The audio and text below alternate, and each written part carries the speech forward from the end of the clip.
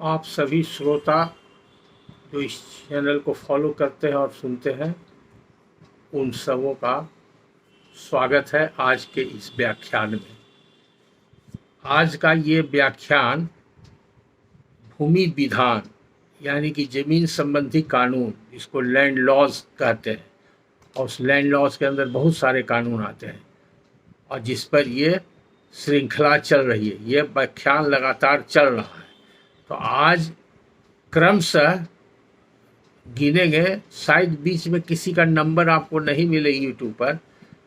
क्रमशः ये आज की कड़ी जो है 35वीं कड़ी, ये लेक्चर नंबर 35 है। पिछले लेक्चर में जहाँ पर रुके थे और जहाँ समाप्ति हुई थी लैंड लॉ का, उसी से ये आगे की कड़ी है। बीच में आपने अगर फॉलो किया होगा तो देखा होगा कि बहुत सारे दूसरे विषय पर कुछ एकेडमी में लेक्चर की दिया हुआ है और कुछ जनरल लॉ लेक्चर सीरीज में दिया हुआ है। और इस बीच में 3 लेक्चर जो है वो सिर्फ प्रश्नों का उत्तर मैंने दिया है, जिसमें आखिरी लेक्चर जो प्रश्न का दिया है उसमें लेक्चर नंबर 3 प्रश्नोत्तरी का दिया हुआ है। उसका प्रश्नोत्तर का नंबरिंग अलग से रोमन में दिया गया है। बहुत सारे लोग जो सवाल पूछते हैं उसका रिपीटिशन होता है और जो लेक्चर में आ चुका है उसको भी पूछते हैं, उसके बारे में भी प्रश्नोत्तरी में 2-3 बार बता चुके हैं और जब भी कोई लेक्चर प्रारंभ होता है तो उसमें भी बता चुके हैं। और एक बार अलग से एक सूचना के द्वारा वो सूचना करके वो अलग रिकॉर्ड 5-7 मिनट का होगा वीडियो, उसमें भी बता चुके हैं और बार बार हमको रिपीट करना पड़ता है। इसलिए समय के बचत हेतु आप लोग को फिर एक बार अंतिम रूप से बता देते हैं, कि बहुत सारे प्रश्न आ रहे हैं जो ओवरलैप, एक बार जवाब दे दिए, अब एक व्यक्ति को जवाब दे दिए, फिर दूसरा व्यक्ति को वही प्रश्न का जवाब देंगे, फिर तीसरा व्यक्ति वही पूछ रहे हैं। तो ये ऐसा प्रश्न है जो हर आदमी के जीवन में कभी न कभी, जिसके पास जमीन जायदाद है तो उसको वास्ता पड़ सकता है या केस मुकदमा हो गया है। तो ऐसा करें कि आप लोग जब भी किसी प्रश्न का उत्तर चाहते हैं और हमसे पूछते हैं यूट्यूब पर या व्हाट्सएप के जरिए, तो पहले प्रयास करें, अगर आपको यूट्यूब खोलने और लेक्चर सर्च करने नहीं आता है तो किसी परिवार में, मित्र में, जो भी आपके पड़ोसी हैं उनसे जान लीजिए। अपने मोबाइल में यूट्यूब पर जाइए, चैनल का नाम अवेयरनेस ऑफ लीगल फ्रैटर्निटीज़, वो खोलिए। अगर नाम लिखने में या बोलने में दिक्कत है तो आप RKP सिंह लेक्चर डालिएगा यूट्यूब पर तो मेरा सारा लेक्चर आ जाएगा। लेकिन जो व्यक्ति चैनल को सब्सक्राइब किए हुए हैं उन्हीं को प्ले लिस्ट पूरा मिलेगा, माने कितना लेक्चर किस विषय पर है ये जानने के लिए, उसको खोल करके देखने के लिए आपको सब्सक्राइब करना ज़रूरी है। और जब सब्सक्राइब कर लेंगे तो पिछला लेक्चर भी सभी देख सकते हैं। उसके लिए तरीका है कि आप प्ले लिस्ट में जाइए और जितना लेक्चर है प्ले लिस्ट में ऑलरेडी यूट्यूब पर वो सब आपको दिखाई पड़ेगा। और हर लेक्चर का हेडिंग में ऊपर में नोट दिया हुआ है या नाम कहिए दिया हुआ है कि किस विषय पर वो लेक्चर दिया हुआ है, उससे आपको खोजने में आसानी होगी। और अगर आप सब्सक्राइब नहीं किए हैं तो आपको खोजने में दिक्कत हो सकती है। और चूँकि हैशटैग सभी में डाला नहीं गया है समय अभाव के कारण, इसलिए टॉपिक वाइज भी कुछ लेक्चर हो सकता है कि आप हैशटैग दे करके आप कोई टॉपिक देंगे। जैसे हमको याद पड़ता है बटाईदारी वाला जो लेक्चर है वो हैशटैग उसमें दिया हुआ है। अगर हैशटैग डाल करके आप बटाईदार पर देंगे बिना चैनल को क्लिक किए हुए तो डायरेक्ट भी देख सकते हैं। तो जो जानकार लोग हैं वो टॉपिक वाइज डाल करके बिना चैनल को सब्सक्राइब किए हुए भी देख सकते हैं। लेकिन ज़्यादा अच्छा है जो रेगुलर देखते हैं उनके लिए ये सब्सक्राइब कर लेना और सब्सक्राइब करने के बाद प्ले लिस्ट में जाना और प्ले लिस्ट में अपने ज़रूरत के ही मुताबिक लेक्चर देख लेना। अब जैसे हम 2-3 चीज़ है, सर्वे के बारे में बहुत बार सवाल पूछा गया जबकि हम कई लेक्चर में बोल चुके हैं। उसके बारे में जानकारी के लिए हम आप सभी को फिर से बता देते हैं। सर्वे से संबंधित जितना तरह का प्रश्न हो सकता है आपके मन में, और जो आपके मन में नहीं है और आपके जानने योग्य है, वो सबों का ख्याल करके जितनी भी कानूनी प्रक्रिया है सर्वे से संबंधित उसके बारे में हमने विस्तार से चर्चा की है। और उसके लिए आप देखिएगा लगभग 5 महीना पहले का लेक्चर है, lecture number 25, lecture number 27, lecture number 28, lecture number 29, lecture number 30 और लेक्चर नंबर 32। लेक्चर नंबर भी इसीलिए दे रहे हैं, जो कम पढ़े लिखे लोग हैं कम से कम नंबर से देख ले सकते हैं। तो अगर आपको सर्वे से संबंधित जितना भी आपके मन में प्रश्न है, जो पूछ चुके हैं या जो नहीं पूछे हैं, अब कृपया करके उस पर प्रश्न नहीं पूछे तो अच्छा होगा। अगर पूछना होगा तो एक लाइन का शॉर्ट प्रश्न पूछे, ताकि हम अब विस्तृत में बताने की हमको आवश्यकता नहीं है। ये सब लेक्चर देखने के बाद आपको सभी जानकारी मिल जाएगी। उससे भी ज़्यादा अगर इम्पोर्टेंट है को लैंड लॉ के बारे में और विस्तृत जानकारी जानना चाहते हैं, तो हिस्ट्री ऑफ लैंड लॉ का मेरा लेक्चर 1 साल पहले लगभग, जब एकेडमी में एक ऑनलाइन क्लास चल रहा था, उस समय का है। उसका हेडिंग है हिस्ट्री ऑफ लैंड लॉ। 1 साल पहले का लेक्चर है। ये लेक्चर 2 घंटा 40 मिनट 7 सेकंड का है, और इसमें जो हमने व्याख्यान दिया है वो अंग्रेजी में है। तो जो श्रोता अंग्रेजी में सुन के समझ सकते हैं उनके लिए तो ठीक है, जो अंग्रेजी नहीं सुन सकते हैं वो समझने में उनको दिक्कत होगी। लेकिन इसी लेक्चर में हमने सर्वे के समय कौन सा कागजात रहता था, 10, 12 या 15 किस्म के कागजात जिसके बारे में लोग सवाल पूछते थे, वो सब कागजात को भी डिस्प्ले करके दिखाया, उसके बारे में विस्तृत चर्चा किया है। और ज़मींदारी उन्मूलन के बारे में भी थोड़ा सा इसमें चर्चा किया है। और बिहार सरकार के पहले, जब आज़ादी के पहले की क्या स्थिति थी जमींदारों के पीरियड में, वो सब स्थिति सर्वे के बारे में इस सारी जानकारी दिया हुआ है इसमें। इसलिए अब उस पर अब सवाल कोई गुंजाइश नहीं रहता है। फिर भी अगर कोई खास कोई प्रॉब्लम हो किन्हीं का, तो वो सवाल पूछ सकते हैं। तो आज का विषय जो हमने रखा है आप लोगों के लिए, वो विषय है म्यूटेशन से संबंधित। म्यूटेशन किसे कहते हैं, म्यूटेशन का इतिहास क्या है, म्यूटेशन का कानून क्या है, और किस इलाके के लिए कौन सा कानून है, पहले क्या कानून था, आज क्या कानून है, और कौन सा पदाधिकारी के यहाँ म्यूटेशन होगा, किस हालात में म्यूटेशन होगा, अपील कहाँ होगा, अपील के बाद आगे कार्रवाई क्या होगा। ये सब बहुत ज्वलंत अभी प्रॉब्लम है लोगों के सामने। इस पर लगातार सवाल भी पूछे जा रहे हैं, इसलिए इस टॉपिक को हमने रखा है। तो आज इस टॉपिक पर अभी हम जो चर्चा करेंगे, पहले म्यूटेशन के बारे में बताएंगे, उसके बाद क्रमवार से हो सकता है कि म्यूटेशन से संबंधित कानून को बताने में 3 से 4 या 5 लेक्चर हो जाए। क्योंकि सभी लोग का अनुरोध है कि लेक्चर बड़ा नहीं होना चाहिए, तो कम समय में ज़्यादा बात बताने के लिए या तो हमको जल्दी जल्दी बोलना पड़ेगा, तो जल्दी जल्दी बोलने से बहुत लोगों को समझ में नहीं आएगा, और अगर धीरे धीरे बोलेंगे तो लेक्चर लंबा हो जाएगा। इसलिए यहाँ पर हम आपको बताते हैं कि आज के लेक्चर में सिर्फ म्यूटेशन के बारे में जानकारी देंगे, उसके इतिहास के बारे में जानकारी देंगे। तो सबसे पहले ये जानिए कि म्यूटेशन अंग्रेजी शब्द है, म्यूटेशन का माने क्या होता है। तो म्यूटेशन का माने है कि अगर किसी व्यक्ति का नाम किसी रजिस्टर पर पहले से अंकित है और उसको हटाकर, उसको काटकर उसके स्थान पर किसी दूसरे व्यक्ति का नाम प्रतिस्थापित किया गया, जोड़ा गया, दर्ज किया गया, अंकित किया गया, जो कह सकते हैं, तब इस प्रक्रिया को म्यूटेशन कहते हैं। हिंदी में उसको बोलते हैं नामांतरण, माने नाम का अंतरण, अंग्रेजी में म्यूटेशन, और उर्दू में इसको बोलते हैं दाखिल खारिज। दाखिल का मतलब दाखिल करना, चढ़ाना। रूम के अंदर कोई गया कि रूम के अंदर दाखिल हो गए, गेट के अंदर दाखिल हो गए, तो एंट्री करना उसका मानी होता है। और खारिज का मतलब है काटना, खारिज कर दिया, काट दिया, या हटाना, उसका दोनों माने है, हटाना या बेदखल करना। वो खारिज का माने कई माने हैं, लेकिन यहाँ पर इस सेंस में है कि नाम जोड़ना और एक आदमी का नाम घटाना या हटाना, उसी को बोलते हैं दाखिल खारिज। अभी दाखिल खारिज का इतिहास कहाँ से आया, तो आप लोग सभी जानते हैं और पिछले लेक्चर में बताए हैं कि 1000 वर्ष मुस्लिम शासक लोग रहे, मुग़ल और हुनसक, चंगेज जो भी रहे, और उसके बाद लगभग 200 साल ईस्ट इंडिया कंपनी का शासन रहा भारत के ज़्यादातर पूर्वी उत्तरी भागों में और कुछ दक्षिण के भागों में।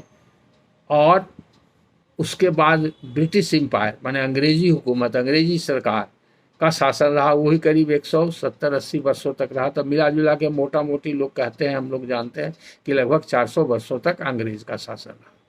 तो जब ईस्ट इंडिया कंपनी का शासनकाल था तो उस समय कोई कानून विधि विधान नहीं था। ईस्ट इंडिया कंपनी मनमाने ढंग से अपना काम करती थी, अपने लोगों के मार्फत वो अपने तरीके से ज़मीन संबंधित देखभाल, administrative power, judicial power, civil power, सब पावर उसी के पास था और वो अपनी व्यवस्था करती थी। तो उस समय ब्रिटिश सरकार उसको थोड़ा कंट्रोल करने के लिए और ज़्यादा लाभ उठाने के लिए रेगुलेशंस जारी करती थी। उस रेगुलेशन को उन लोग फॉलो करता था कंपनी वाले। बाद में ज़्यादा गड़बड़ी करने लगा तो उन लोग को हटा दिया गया और ब्रिटिश सरकार ने डायरेक्ट अपने कंट्रोल कर लिया। और कंट्रोल करने के बाद वही लॉर्ड कॉर्नवालिस, जिसके बारे में ज़मींदारी का हिस्ट्री के बारे में बताएं, लॉर्ड कॉर्नवालिस जब आए तो लॉर्ड कॉर्नवालिस ने एक विधि विधान बनाया जिसको कॉर्नवालिस कोड या बंगाल कोड भी कहते हैं। 1793 में इसका पूरा व्याख्या किया गया, जिससे कि बंगाल प्रेसिडेंसी में ज़मींदारी सिस्टम लागू हुआ।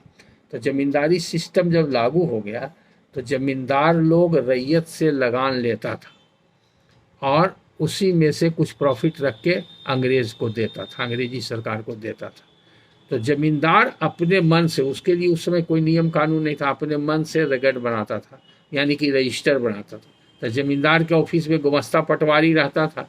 तो गुमस्ता पटवारी लोग जो लग्गित होता था, लग्गित बोलते हैं जो लगान होता है, यानी कि ज़मीन का जो भू राजस्व, अभी शुद्ध हिंदी में कहा जाता है, अंग्रेजी में रेवन्यू, उर्दू में उसको लगान बोलते थे, ज़मीन का लगान। तो जो रैयत होता था, जो खेत जोतता था, वो लगान ज़मीन का ज़मींदार को देता था। तो बहुत सारे गांव हैं, अब बहुत सारे रैयत है, बहुत सारा ज़मीन है, तो किसका कितना लगान है तो इसका कोई हिसाब किताब रखेगा ज़मींदार, तब ना फिर अंग्रेज़ मांगेगा तो उसको देगा। तो इसके लिए वो तरह तरह का रजिस्टर रखता था। तो उसी में से एक रजिस्टर रखता था, उसका नाम था लग्गित रजिस्टर। लग्गित रजिस्टर माने जिसमें कि लगान अंकित हो। तो वो रजिस्टर कौन लिखता था? तो जो ज़मींदार का स्टाफ होता था, गोमस्ता या पटवारी, जो ज़मींदार के ड्योढ़ी पर, उसके मकान पर, या उसका अलग से कचहरी है तो कचहरी में जहाँ उसका ऑफिस चलता था वहाँ वो रखता था। और हर गांव के हर रैयत का नाम पता उसमें रहता था और कौन रैयत के पास कितना ज़मीन है और उसका कितना लगान लगता है, कितना भौली, यानी कि प्रोड्यूस रेंट, फसल ही रेंट के रूप में लिया जाता था, लगान के रूप में, तो उसको भौली बोलते थे। और अगर नगद रुपया जिसका नगद लगान लगता था तो नगदी। तो वे सब को अकाउंट ज़मींदार लोग रखता था, तो वो लग्गित रजिस्टर कहलाता था। लग्गित रजिस्टर या लग्गित बही, या सीधे लोग उस समय बोलचाल की भाषा में लग्गित बोलते थे। लग्गित में मेरा नाम दर्ज है, लग्गित में नाम दर्ज कराना है, इस तरह से लोग बोलते थे। तो लग्गित में नाम दर्ज कराने की प्रक्रिया को ही उसी जमाने से, जमींदारी के समय से ही दाखिल खारिज का नाम दिया गया। उस समय तक दाखिल खारिज करने का कोई विधिवत कानून नहीं बना था, ना अंग्रेजों ने बनाया था और न ईस्ट इंडिया कंपनी ने बनाया था। जमींदार ने अपने सुविधा के लिए अपने हिसाब से लग्गित बही बनाया। उसी लग्गित बही से एक शब्द की उत्पत्ति हुई, जिस शब्द का नाम है जमाबंदी। और इसीलिए उस लग्गित बही को लोग जमाबंदी बही भी बाद में बोलने लगे और जानने लगे। जब जमींदारी उन्मूलन हो गया, बिहार सरकार आ गई, तो उसको जमाबंदी भी लोग बोलते थे। जमींदारी जाने के पहले से ही जमाबंदी के बारे में चर्चा जमींदारों के यहाँ ही होने लगी थी, जमाबंदी। तो जमाबंदी भी समझ लीजिए, जमा और बंदी दो शब्द है। तो जमा का माने होता है टोटल, योग, कुल कितना हुआ। जैसे कि कोई विद्यार्थी जोड़ता है 4, 5 और 6 को जोड़ना है, तो 4 लिखेगा, 5 लिखेगा और 6 लिखेगा, नीचे में एक लाइन देगा। तो 4 और 5 9, 9 6 15, लाइन के नीचे 15 लिखेगा। तो इसको क्या बोले कि 3 नंबर है, 4 5 6 3 नंबर है, उसका योग कितना आया? तो योग आया 15। तो उसी तरह से अगर एक रैयत के पास 10 बीघा ज़मीन है और अलग अलग उसका मालगुजारी है, या एक रैयत को 2-3 गांव में ज़मीन है उसका अलग अलग मालगुजारी है, तो उसका एरिया लिखा रहता था और उसका मालगुजारी लिखा रहता था रकम।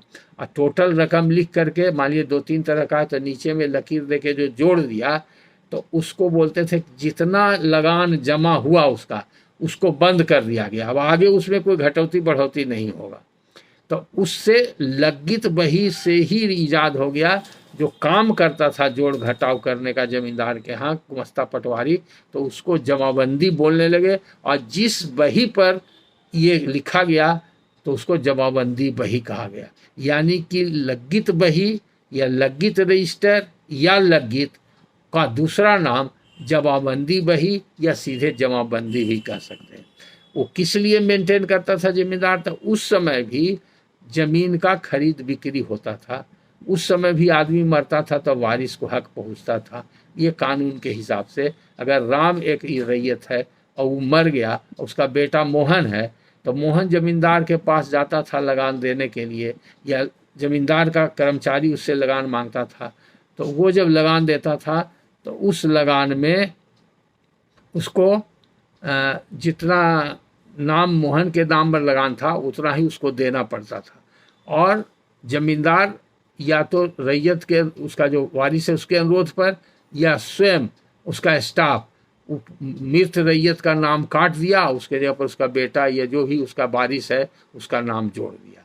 तो ये जो काटने और जोड़ने की प्रक्रिया हुई, इसी से वर्ड ईजाद हुआ दाखिल खारिज, वहीं से शुरू हुआ। तो दाखिल खारिज, जमाबंदी बही, जमाबंदी और लग्गित, ये सब ईजाद हुआ, ये सब शब्द का जमींदारी पीरियड में जमींदार के ऑफिस से। उस समय तक कोई कानून नहीं था। ये क्लियर हो गया। अब उसके बाद धीरे धीरे कानून बनने लगा। जैसे कि आप जानते हैं कि बिहार टेनेंसी एक्ट बना 1885 में, छोटा नागपुर के लिए अलग टेनेंसी एक्ट बना 1908 में, जिसमें रैयत का हक हकूक ये सब दिया गया। संथाल परगना के लिए अलग एक्ट बना। तो पहले कोई कानून नहीं था म्यूटेशन का। तब एक कानून अंग्रेज ने बनाया शुरू में 1885 के बीटी एक्ट के बारे में, तो अधिकार दिया और रैयत कौन होगा, परमानेंट रैयत कौन होगा, बीटी एक्ट में इसकी पूरी चर्चा कर चुके हैं। उसके बाद एक कानून बनाया लैंड रिकॉर्ड मेंटेनेंस एक्ट 1896। तो अंग्रेज लोग ने भी एक रिकॉर्ड बनाया, एक रजिस्टर बनाया, और रजिस्टर में वो लोग मेंटेन करने लगा।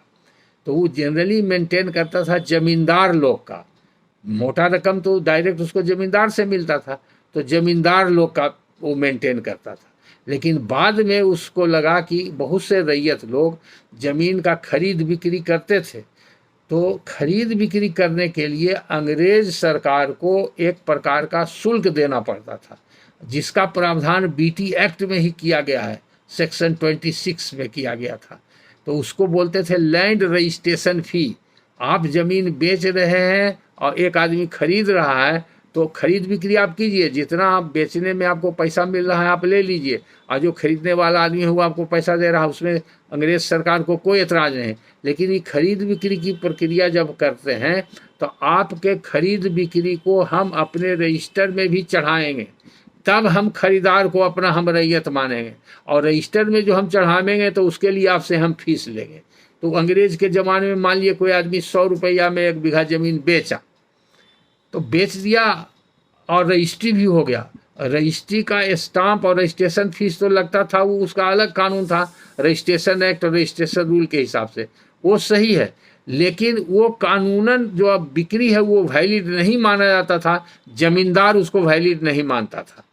अगर खरीदार जाए जमींदार के पास किसी कारण से और कहे कि हम ही खरीदार हैं, इसके ही हम रैयत हैं, तो जमींदार अंग्रेज कहता था, यानी कि अंग्रेज की जगह पर उसका जमींदार कहता था कि आपको हम नहीं जानते हैं, आप रैयत हैं, हमारे रजिस्टर में आपका तो नाम ही नहीं है कि आप रैयत हैं, आपने रजिस्ट्रेशन फीस दिया ही नहीं है। तो जमींदार वो रजिस्ट्रेशन फी जो लेता था वो चला जाता था अंग्रेज सरकार को डायरेक्ट। तो इसलिए अंग्रेज सरकार अलग से एक रजिस्टर बनाता था उसी एक्ट के तहत, और जमींदार जो देता था, और जमींदार मर गया तो जमींदार का बाल बच्चा का नाम चढ़ाना रहा ही रहा, तो उसी कानून के तहत लैंड रिकॉर्ड्स मेंटेनेंस एक्ट के तहत रैयत का लैंड रजिस्ट्रेशन का जो होता था फीस, वो जब अंग्रेज लेता था उसको मेंटेन करने के लिए, और जमींदार जो अपने यहाँ दाखिल खारिज अपना जमींदारी का कराता था, जैसे रैयत कराता था अपना रैयती जमीन का, तो जमींदार अपने जमींदारी का, जैसे जमीन खरीद बिक्री होता है वैसे जमींदारी भी खरीद बिक्री होता था, जमींदारी भी इजारा पट्टा होता था। जमींदार का भी वारिस है जो पिता के बाद उसका उत्तराधिकारी बन करके और जमींदार बन जाता था। तो ये सब प्रक्रिया समान रूप से चलती थी। तो उस रेकॉर्ड के तहत उसी तरह से अंग्रेजों के ज़माने में कुछ ज़मीन डायरेक्ट अंग्रेज सरकार अपने पास रखे हुए था, तो उसके लिए वो अलग नियमावली बनाया था, उसको बोलते हैं खास महाल। अंग्रेज का डायरेक्ट कंट्रोल, उसका जो कलेक्टर अंग्रेज रहता था जिला में, वो कलेक्टर ही उसका मालिक माना जाता था। कलेक्टर जैसे चाहे उसको जोतवावे, परती रखे, गोदाम बनावे, मकान बनावे, अंग्रेजी सरकार के सुविधा के लिए जिस तरह का चाहे उपयोग करता था। और जो बेकार पड़ा हुआ है उसको रैयत को बंदोबस्त भी करता था, मकान है तो किराया भी लगाता था। हर जिला में लगभग शहर के अंदर खास महल ज़मीन मिलेगा, जैसे पटना में कदम कुआं का इलाका, लोहानीपुर का इलाका सब खास महल इलाका है। उसमें कोई ज़मीन का मालिक नहीं है, सब अंग्रेजी सरकार से 99 वर्ष का ठेका यानी कि लीज लिए हुए। अब बाद में वो रिन्यू होने लगा, वो आज भी वही तरीका, आज भी वो खास महल का ज़मीन खास महल का ही। तो उसके लिए एक अलग कानून है जिसको बोलते हैं खास महल मैनुअल। तो उसमें एक प्रावधान म्यूटेशन वगैरह का बनाया गया। उसी तरह से जहाँ जहाँ म्यूनसिपैलिटी बना, तब म्यूनसिपैलिटी का कानून बना 1922 में। तो म्यूनसिपैलिटी के अंतर्गत जो म्यूनिसिपल क्षेत्र है उसमें जो मकान का लगान लगता था, यानी कि उसको होल्डिंग टैक्स बोलते थे, तो उसका रजिस्टर अलग होता था जिसको बोलते थे डिमांड रजिस्टर। और डिमांड रजिस्टर में वो रखा रहता था। डिमांड रजिस्टर में जिसका नाम रहता था, जो होल्डिंग का मालिक है, अगर वो मर गया तो वो दाखिल खारिज के लिए आवेदन देता था, तो उसकी प्रक्रिया उसी म्यूटेशन एक्ट में होती थी, उसी म्यूनिसिपल एक्ट के हिसाब से उसमें होती थी। उसके बाद जब पटना में बन गया म्यूनिसिपल कॉरपोरेशन एक्ट, 1951 में बना, तो 1951 में Patna municipal corporation act. Municipal corporation act के तहत अगर कोई ज़मीन है, पटना म्यूनिसिपल कॉरपोरेशन, फिर बाद में बहुत जगह कॉरपोरेशन बना, तो उसमें भी म्यूटेशन का प्रावधान बनाया गया। तो जो होल्डिंग का मालिक पहले से था, अगर उसका कोई वारिस आ गया, वो मर गया तो उसका नाम चढ़ेगा, या बेच दिया तो उसका नाम चढ़ेगा, बख्शिश कर दिया तो उसका नाम चढ़ेगा। तो ये सब प्रक्रिया उस एक्ट में होती थी। उसी तरह से जैसे जमींदारी रिवोल्यूशन के बारे में बताया कि जमींदारी 1950 में गया, बिहार लैंड रिफॉर्म्स एक्ट 1950 में बना, फिर मरम्मत हुआ, केस चला राजा से, ये सब बात बता चुके हैं। तो अंत में फिर रूल बना 1953 में। तब इसमें सब जमीन का मालिक जमींदार तो सरकार हो गया, रैयत का रैयती राइट रह गया, बाकी ज़मीन सरकार का, गर्मजुआ माली, गर्मजुआ आम, गर्मजुआ खास, जो बकास जिस पर कि ज़मींदार ने कुछ नहीं किया था, बंदो जैसे तैसे छोड़ दिया था, वो सब सरकार का हो गया। और जो बंदोबस्त कर दिया, जो कब्जा में चला गया, रैयत जिस पर कब्जा में था वो रैयत का हो गया, तो रैयत वाला से वो लगान लेगा, और जो नहीं रैयत को गया वो सब सरकार अपने कब्जा में, अपने उपयोग में लाया। अब उसके देख रेख के लिए अंचल कार्यालय बना, अंचल पदाधिकारी बना, कर्मचारी बना, CI बना, अब इन लोग को जिम्मा दिया गया। तो उस समय तक कोई कानून नहीं बना। तो जो प्रक्रिया जमींदार अपनाता था, लग्गित बही में नाम लिखना, तो लग्गित बही उसको कर्मचारी ने बनाना शुरू किया। तो वो बनाना शुरू किया, कैसे बनाना शुरू किया, तो जैसे जमींदार बनाता था वैसे बनाया। और उसके लिए रेवेन्यू डिपार्टमेंट, बिहार सरकार ने दिशा निर्देश जारी किया, जिसको बोलते हैं एग्जीक्यूटिव इंस्ट्रक्शन। कोई कानून नहीं बना, असेंबली द्वारा कानून पास नहीं हुआ, लेकिन रेवेन्यू डिपार्टमेंट से इंस्ट्रक्शन जारी हुआ, जिसमें कह सकते हैं एक प्रोसीजर बनाया गया, एक नियमावली बनाया गया, एक तरीका बनाया गया कि कौन म्यूटेशन करेगा। तो मुख्य रूप से 2 तरह का होता था, अगर मर गया रैयत तो उसका बाल बच्चा का म्यूटेशन होगा, वारिस का, और अगर बेच दिया तो उसका होगा, या गिफ्ट कर दिया तो उसका होगा, यानी कि ट्रांसफ़र कर दिया प्रॉपर्टी, हस्तांतरण, एक आदमी ने दूसरे आदमी को हस्तांतरित कर दिया, जो न्यायपूर्वक प्रक्रिया है, विधि सम्मत प्रक्रिया है, उसके हिसाब से। तो उसको अधिकार था जाकर के नाम अपना दर्ज कराने के लिए। तो शुरू में जो बनाया कर्मचारी लोग, तो उसको लग्गित बही भी शुरू में लोग बोलता था, लेकिन बाद में ज़्यादातर लोग जानने लगे जमाबंदी बही, जमाबंदी रजिस्टर, जमाबंदी रजिस्टर। और जमाबंदी रजिस्टर में दाखिल खारिज होने लगा, तो उसके लिए कर्मचारी रिपोर्ट करता था, और अंचल अधिकारी, पहले अंचल अधिकारी के पहले BDO था, तो कुछ दिन तक BDO ही दाखिल खारिज करता था। बाद में जब बीडीओ का पावर अलग हो गया, वो अंचल का अलग हो गया, हमने रेवेन्यू का हेड अंचल अधिकारी हो गया, उस समय सर्किल अफसर कहलाता था, उसी का नाम फिर बदल करके अंचल अधिकारी हो गया। तो रेवेन्यू का काम यानी दाखिल खारिज काम सर्किल अफसर करता था, और जो डेवलपमेंट का काम होता था बीडीओ करता था, प्रशासनिक पदाधिकारी के रूप में ब्लॉक के स्तर पर। तो उसका काम अलग हो गया। तो कर्मचारी रिपोर्ट करता था, सीआई उसको रिकमेंड करता था, और उसका कब्जा और हकीयत कागज ये सब देख करके म्यूटेशन अलाउ करता था, तो वो जमाबंदी बही पर चढ़ता था। तो एक कर्मचारी एक ब्लॉक में कई हल्का होता था, और हर हल्का का एक कर्मचारी, और एक हल्का में कई गांव होता है रेवेन्यू थाना के हिसाब से। तो एक कर्मचारी को मान लीजिए 4 गांव दिया हुआ था, 4 गांव के 400 ये रैयत है, और सबसे लगान लेना है, तो वो नियम तो उसको प्लॉट नंबर, खाता नंबर, अराजी और लगान सब लिखना चाहिए, लेकिन उतना रजिस्टर में जगह नहीं रहने के कारण वो सिर्फ लिखता था रैयत का नाम, और उसको होल्डिंग नंबर करके लिख देता था, और उसमें उसका टोटल एरिया लिख देता था, लगान लिख देता था। कोई कोई खाता नंबर भी लिखता था, कहीं खाता नंबर भी नहीं पुराना रजिस्टर में मिलेगा, तो उसको लोग जमाबंदी रजिस्टर बोलते थे। और जिस पेज पर जिस रैयत का नाम है उसको जमाबंदी नंबर बोलते थे। जैसे एक गांव है, मान लीजिए श्यामनगर एक गांव है, और श्यामनगर गांव में एक दसई सिंह एक रैयत है, और दसई सिंह के पास 5 एकड़ जमीन है। तो दसई सिंह का जमाबंदी बही में पेज नंबर 50 पर नाम चढ़ा हुआ है, तो वो बोलचाल की भाषा में कहेगा जमाबंदी नंबर मेरा 50 है। और जब वो रसीद कर्मचारी काटेगा तो उसके रसीद पर जमाबंदी नंबर 50 लिखा हुआ रहेगा, ताकि जब कोई विवाद हो या कोई जरूरत हो, छानबीन हो, तो तुरंत कर्मचारी या उसका ऊंचा पदाधिकारी उसको देख ले कि पेज नंबर 50 यानी कि जो जमाबंदी बही है, जिसका नाम बाद में जब ये एक्ट बन गया तब पंजीदू कहलाने लगा। लैंड रिफॉर्म्स रूल के हिसाब से उसी जमाबंदी रजिस्टर का नाम हो गया पंजीदू। रजिस्टर 2 अंग्रेजी में बोलते हैं, हिंदी में पंजीदू। तो यानी कि लग्गित बही, जमाबंदी बही, पंजीदू, रजिस्टर 2 सब एक ही चीज़ है। तो उसी में आज के तारीख में नाम काटने और जोड़ने की प्रक्रिया जो है वो म्यूटेशन कहलाता है। तो जब शुरू में बना तो कोई कानून नहीं था, एग्जीक्यूटिव इंस्ट्रक्शन था, लेकिन 1961 से 75 तक जो होता था मुख्य रूप से उस समय कैंप लगाया जाता था।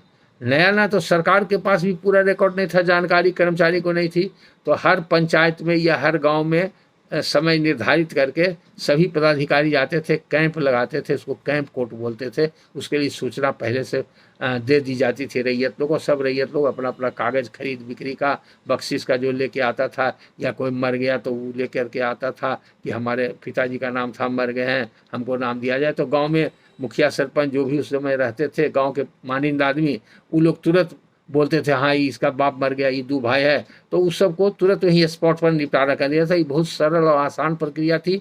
उस समय कोई चोरी, बेईमानी, शैतानी और किसी के मन में बेईमानी नहीं रहता था, सब सुचारू रूप से चलता था। तो लगभग ये 75 तक चला। तो पहली बार इसके लिए महसूस हुआ, कुछ विवाद होने लगा, कुछ परिस्थिति बदली, तब महसूस हुआ कि कानून बनाया जाए।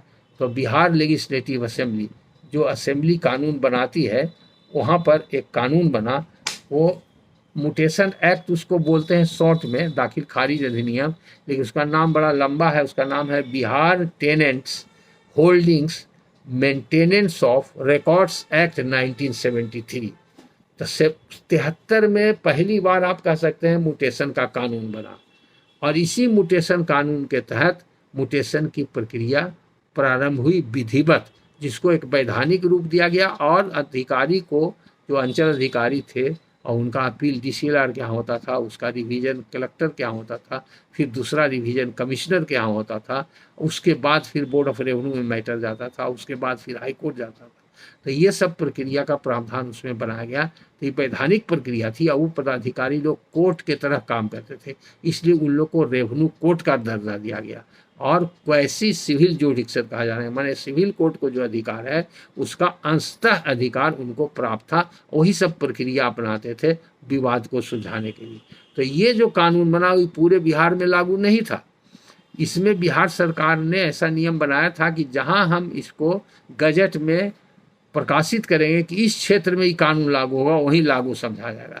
तब बिहार राज्य के अलग अलग जिलों में अलग अलग समय में ये कानून लागू किया गया। तो पहली बार जो लागू किया गया ये 20 अगस्त 1975 से ही लागू हुआ। कानून 73 में बना, लेकिन ये लागू हुआ 20 अगस्त 1975 से। तो कुछ ही जिला में हुआ, बाद में 91 जाते जाते करीब करीब सभी जगह 91 या 94 में पूरे बिहार में लागू हो गया। तो इसके तहत म्यूटेशन होने लगा। अब वो कानून भी समाप्त हो गया। अब नया कानून बना 2011 में, जिसको बोलते हैं बिहार लैंड म्यूटेशन एक्ट। फिर उसके लिए एक रूल बना 2012 में, बिहार म्यूटेशन रूल्स, जिसमें प्रक्रिया दी गई कि कैसे कैसे म्यूटेशन होगा। उस रूल में और सुविधा के लिए बढ़ाया गया, कुछ संशोधन किया गया, तो 2017 में उसमें संशोधन किया गया। तो इस प्रकार से आज इस व्याख्यान में आप लोगों को यह जानकारी दी गई है कि म्यूटेशन किसे कहते हैं, म्यूटेशन कहाँ से शुरू हुआ, उसका इतिहास और भूगोल क्या है, उसके लिए पुराना कानून क्या था, आज के तारीख में कानून क्या है। इसीलिए बहुत से लोग बराबर सवाल पूछते रहते हैं, तो सबका ख्याल करके पहला वीडियो हम इस प्रकार के बनाए हैं और ये लेक्चर जनरल लेक्चर सीरीज में डाल रहे हैं, जिससे कि सब लोग लाभान्वित हो। बहुत से लोग पूछते हैं जैसे कि शहर के अंदर म्यूनसिपैलिटी काम करता है, मकान बना हुआ है तो म्यूनसिपैलिटी टैक्स लेती है, और अंचल कार्यालय जो है उससे लैंड रेवेन्यू लेता है, यानी कि लगान भी लेता है। अब इसमें कानूनी लोच है, लोगों को समझ में नहीं आता है, या डिफ़िकल्टी कहीं कहीं होती है, और एक ही बात को, एक ही प्रॉब्लम को दूसरे जगह अप्लाई करने से कन्फ्यूजन होता है। यानी कि उदाहरण से हम समझाते हैं, जैसे कि मेरा एक खेत है, अभी वो म्यूनसिपल एरिया में नहीं है, हम शहर के बाहरी क्षेत्र में हैं, तो हम सरकार को लगान दे रहे हैं, अंचल कार्यालय को लगान दे रहे हैं, रसीद मिल रही है। कुछ दिन के बाद वो मेरा गांव जो है, या मेरा क्षेत्र है, या मेरा ज़मीन है, म्यूनसिपल एरिया में आ गया। तो म्यूनसिपल एरिया का छोटा यूनिट होता है नोटिफाइड एरिया कमेटी, 1 लाख या 1 लाख से ज़्यादा जिस आबादी हो गया, सब अर्बन एरिया का, जहाँ माने आंशिक रूप से शहर विकसित हो गया, 1 लाख से ज़्यादा आबादी हो गया, छोटे छोटे जगहों का जिसे होता है, रोड के किनारे आबादी बढ़ जाती है, तो वहाँ पर बाज़ार बस जाता है कई कारणों से, कुछ ऑफिस वगैरह खुल गए, बैंक खुल गए, थाना खुल गया, इस तरह से तो सब अर्बन एरिया डेवलप कर जाता है। तो उससे क्या होता है कि वहाँ पर आबादी बढ़ने से कंट्रोल करना मुश्किल हो जाता है, तो उसके लिए म्यूनसिपल एक्ट कानून के तहत नोटिफाइड कर दिया जाता है कि नोटिफाइड एरिया कमेटी मांगे। अभी वो पंचायत एक्ट जो नया बन गया, तो उसके हिसाब से त्रिस्तरीय राज्य पंचायती राज व्यवस्था हो गई, इसलिए अब वो नोटिफाइड एरिया कमेटी है, वो जिला परिषद और पंचायत परिषद ये सब हो गया, जो आप लोग सभी जानते हैं। तो उसी का प्रभाव है, म्यूनसिपल एक्ट का कानून और पंचायत राज एक्ट का कानून मिल करके वो सब त्रिस्तरीय पंचायती राज व्यवस्था की गई। तो जहाँ पर नोटिफाइड एरिया कमेटी है वहाँ पर होल्डिंग टैक्स लगता है, या म्यूनसिपैलिटी है या कॉर्पोरेशन है, होल्डिंग टैक्स लगता है। तो जब हम होल्डिंग टैक्स देते हैं, इसका माने है कि हमारा मकान बना हुआ है ज़मीन पर, अब ज़मीन खेती नहीं होती, तो जब खेती नहीं होती है तो सरकार हमसे लगान नहीं ले सकती, हमको लगान देने की कोई आवश्यकता नहीं। लेकिन बहुत से लोग डर से, बहुत से लोग एक्स्ट्रा प्रिकॉशन लेके, पूरी सावधानी बरते कि हमारा सबूत रहेगा, अपनी इच्छा से दोनों जगह देते हैं। उसमें सरकार को कोई रोक नहीं, जो पैसा जितना चाहे सरकार को दे सकता है, सरकार को लेने में कोई रोक नहीं। सरकार को देने में 1 रुपया भी उसको नियम कानून देखना पड़ता है, और लेने वाले का चप्पल जूता घिस जाता है, ऐसी व्यवस्था है। तो आप दे सकते हैं, देना जरूरी नहीं, ये आपके ऊपर है। बहुत बार इससे सवाल पूछा गया, इसलिए कहें। उसी तरह से अगर मान लिया आपका ज़मीन का म्यूटेशन नहीं हुआ है और मकान बना हुआ था और मकान खरीद लिया, तो आपको अलग से म्यूटेशन कराने की जरूरत नहीं है। कोई अपार्टमेंट खरीद रहे हैं, अपार्टमेंट वाले भी लोग पूछने आते हैं। आजकल शायद कुछ रजिस्ट्रेशन विभाग का इंस्ट्रक्शन है सरकार का रेवेन्यू बढ़ाने के लिए, कि अगर फ्लैट का भी खरीद बिक्री हो रहा है तो आपको लैंड रेवेन्यू का अप टू डेट रसीद और म्यूटेशन भी चाहिए। हालांकि इसको कोई चैलेंज नहीं किया है, ये मेरे ख्याल से गलत है। कानूनी रूप में अगर हाईकोर्ट में इसको चैलेंज किया जाए तो नहीं लगेगा, नहीं लगना चाहिए, तो ये अलग व्यवस्था है। लेकिन आज के वीडियो में और आज के लेक्चर में म्यूटेशन के बारे में जितनी जानकारी दी गई है ये काफ़ी है। इसका इतिहास, भूगोल और इसकी उत्पत्ति कैसे हुई इसको जानने और समझने के लिए फिर अगले लेक्चर में मिलेंगे, और उसमें म्यूटेशन एक्ट के प्रावधान के बारे में विधिवत रूप से चर्चा करेंगे कि पहले वाले एक्ट में क्या था, फिर अलग अलग एक्ट में म्यूटेशन का क्या प्रावधान था, वो इसी श्रृंखला में। तो ये लैंड लॉ का ही में जाएगा, म्यूटेशन में जाएगा, और नंबरिंग उसी तरह का रहेगा। ये लेक्चर आप देखना, कोई फॉलो करेंगे तो ये लेक्चर नंबर 35 के रूप में आप देखेंगे। धन्यवाद।